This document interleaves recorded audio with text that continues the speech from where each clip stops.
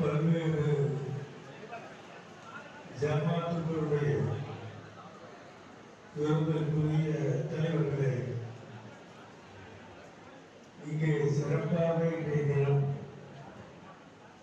வருகை புரிந்து அறிவாளிகளாகுவதற்கு அவர்கள் பாடுபட்ட ஒரு புதிய திட்டத்தை தந்த பெருமை இங்கே வீட்டிற்குரிய கேரளத்து சிங்கக்குட்டி என்று பாராட்டப்படக்கூடிய இந்தியாவுடைய முஸ்லிம் லீഗിனுடைய தேசிய பொதுச் செயலாளர் அருமை சகோதரர் குஜாலிக்குட்டி சாஹிப் அவர்களும், நமது மாநில பொதுச் செயலாளர் சகோதரர் அபூபக்கர் அவர்களும் கூட்டணிக்கு தலைவராகி நடத்தி கொண்டிருக்கிறார். திராவிட மாடல் ஆட்சி வழங்கிக் கொண்டிருக்கிறார். முத்துவேல், கருணாநிதி, ஸ்டாலின் அவர்களுடைய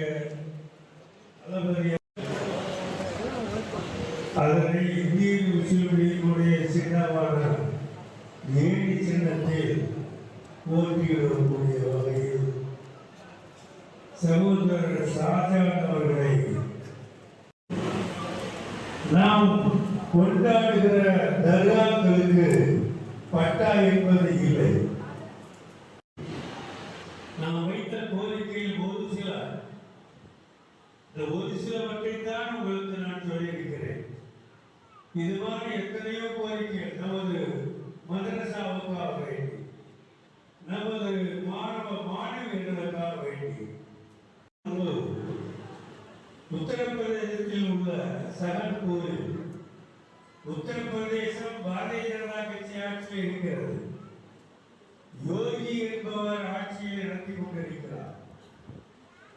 உத்தரப்பிரதேசத்தில் உள்ள சஹன்பூரில் அவர்களை மானபங்கப்படுத்தக்கூடிய முயற்சியை மேற்கொண்ட ஏதோ தமிழ்நாட்டு மக்களுக்காக மட்டுமல்ல, இங்கே உள்ள நம் அனைவருக்கும் நான் மேற்கொள்கிறேன். முஸ்லிம் சமுதாயம் என்பது மொஹல்லா ஜமாத்து கட்டுமைப்பிருந்தது. இந்த ஊர் பிரச்சனை தீர்த்து விட்டு போனவன் தான் உங்கள் முன்னே நிற்கின்றேன். இந்த ஏழைக்கு நான் காணுகிற போது இது சையது சாதிக் அலி ஷிஹாப் தங்களுடைய கை கிடையாது, இது நபிகளுடைய கை.